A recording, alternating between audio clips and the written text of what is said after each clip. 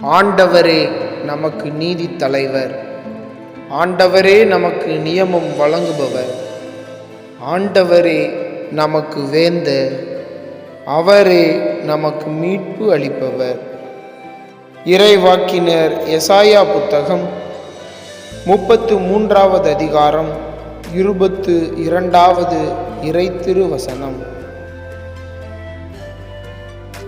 ஆண்டவரே நமக்கு நீதி தலைவர், ஆண்டவரே நமக்கு நியமம் வழங்குபவர், ஆண்டவரே நமக்கு வேந்தர், அவரே நமக்கு மீட்பு அளிப்பவர்.